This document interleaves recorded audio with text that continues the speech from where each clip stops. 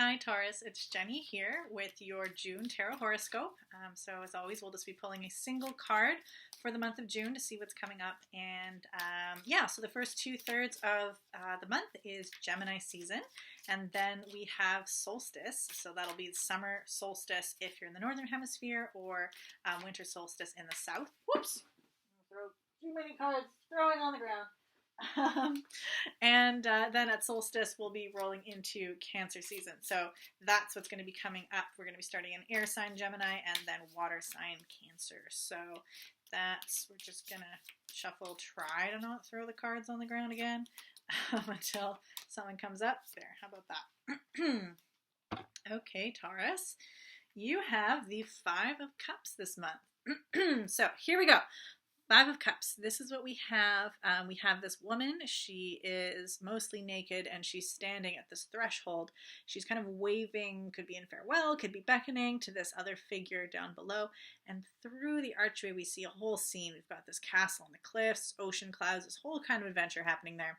And then we've got these cups. Two of them are standing and then these three are kind of tipped over. And that's what's coming up. So cups are, of course, the water element. So we're going to see what Five of Cups has to say today. Five of Cups. A spiritual opening, open to new feelings. 3 cups have fallen over, 2 are still upright. What is bygone and what is sustainable? 3 cups, past, present, and future, indicate that conventional concepts of time are no longer useful. What counts now is inner reality and personal vision. Here and now, we are confronted with desires and fears that may issue from times long past or pertain to events in time still to come. The image of 2 cups still upright means that we can always choose which emotions and needs to accept and which to reject. A beautiful new way opens up. The challenge is to walk through the doorway, and this involves crossing the threshold. We thereby encounter a shadowy self, psychologically speaking, a double, the alter ego, the second self. This theme is represented by the shadowy figure on the right. The shadow is a symbol of the unlived parts of the self and for unconscious desires and fears. The nakedness of the figure at the center illustrates truth and, again, openness. So this card symbolizes that the moment of truth has come. New inner realities and new experiences lie ahead. The path at the center of the card goes past a castle, indicating security or imprisonment, and leads on to the ocean and the wide open sky. Practical advice. Take note of what aspect of the card attracts you most. Reconciliation or separation. Setting out or staying put. These are all possibilities. Water treatments, baths, and showers can help you to open up emotionally. Do not run away from your own feelings. This is the moment of truth, the long-awaited new beginning. Okay, this card coming up. So this is it's always such an interesting opportunity because it reminds us that choice is neutral. Like, there's so many narratives that we have culturally and sometimes familiarly. Well, there's this kind of fatalistic idea that there's one right way. There's one right path, one right career, one right way to do relationships, one right destiny. And if you don't find that straight and narrow and you deviate and you make other choices and you get it wrong, then you fall off the right path and then you're hooked, or you have to spend forever getting back on it. And there's this fear of, and that has this innate idea of punishment, that there's this reward if you get it right, and there's this punishment if you get it wrong. And that's very stress inducing. And then every choice becomes right or wrong, success or failure. And that is, it's so much pressure. And it also often leads to freeze. How can you make a choice if you don't know what the outcome is until you make it? And once you make it, it's final and it's right or wrong. Like, that is not great. It's definitely not going to help make choices. And it's also not real. It's an illusion. This idea that choice is absolutely final and it's right or wrong, that choice is neutral. Experiences are going to come and go, and any path that you choose, you're going to continue to choose different paths all the way along. It's not necessarily a rejection of one course to choose to go this way. You might be exploring the path to the right, not because you hate the path on the left, not because it's evil, because it's going to lead you down a dark way, but because today you're going to explore the right. Maybe next time you explore the left. And there can be like, there can be, yes, there's also this freeze, this pressure of what's the right path, but there can also be like I want it all. I want to choose every path. I don't want to reject anything. I want to have it all. I want to know it all. I want to experience everything. I don't want to ever have to choose. I don't want to ever have to let go of anything. I want to hold it all. And that's also not possible. You can't have it all. Choice does require taking this and not that. Every path you take is going to involve the experience you get to have and the experience you don't get to have. And so if there's this fear or this longing for everything, that you're just trying to hold it all, and then you end up not actually choosing any one thing because you're hopping back and forth and things just kind of fall apart because you're trying to hold it all at once. So there's often, when faced with choice, the freeze of I can't pick one or the other, or the I want to pick everything. And we want to hopefully encourage the third option, which is moving through choice and accepting that that is the direction for the time, not placing massive judgments of success or failure stories on that, but also accepting that you cannot have it all, or that at least you in this particular plane and this particular mode of choice, you can't have it all.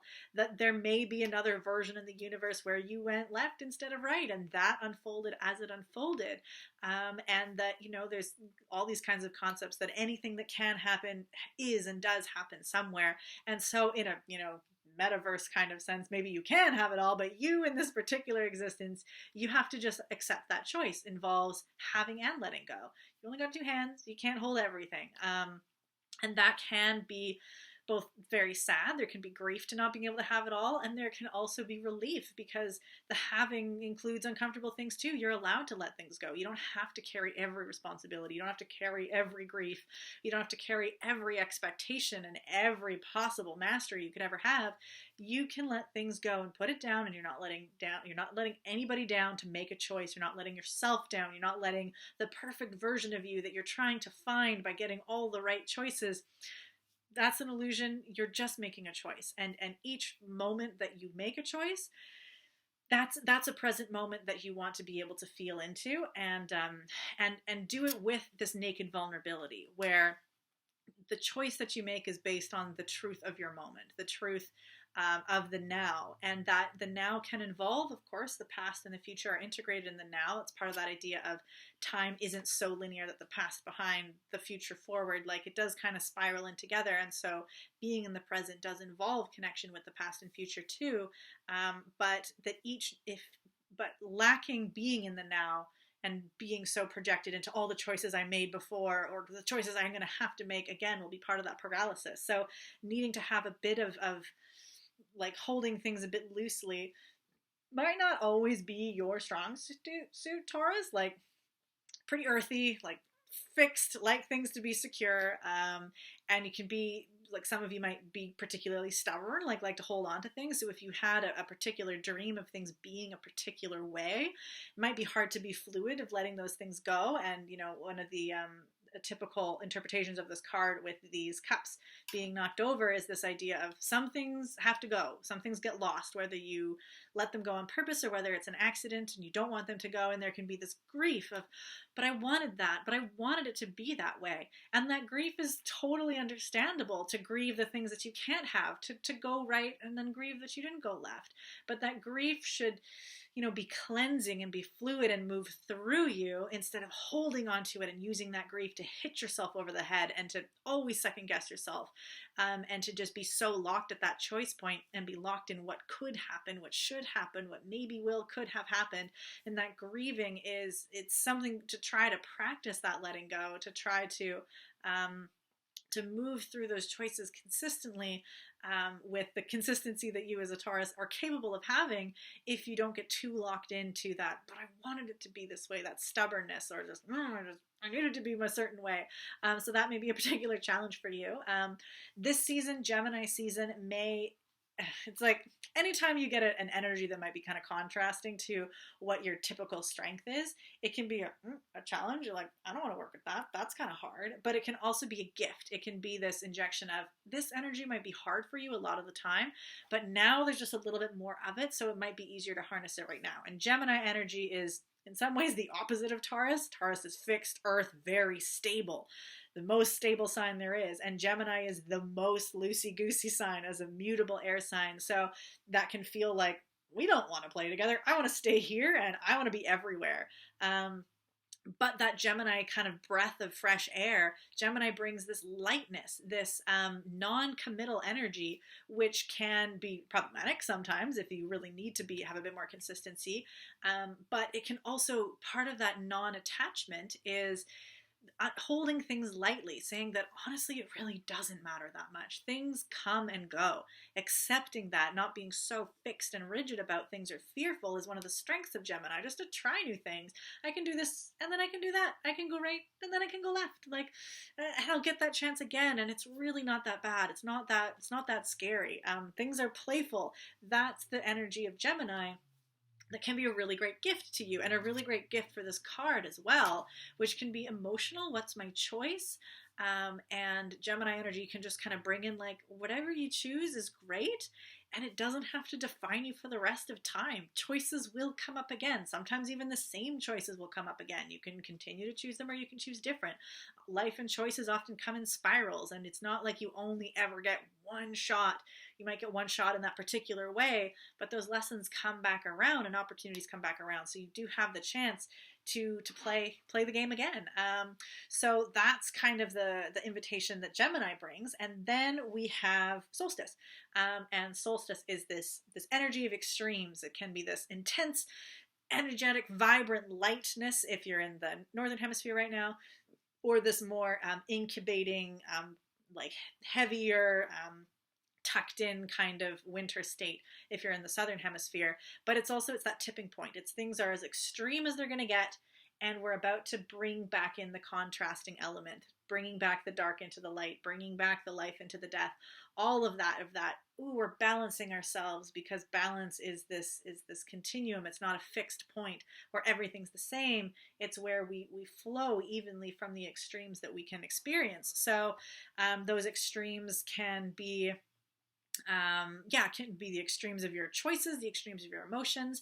That solstice energy might be kind of this climax of the choice, like stepping through the threshold, making that choice, or the choice to stay and remain fixed on a certain path, or to make changes in the now and not necessarily go searching for change externally. You can always, change isn't always going, and staying isn't always stagnant, but staying can be like, there's safety and freedom and spontaneity and risk can happen in all the goings and the stayings. Doing things the way you've always done them can include risk.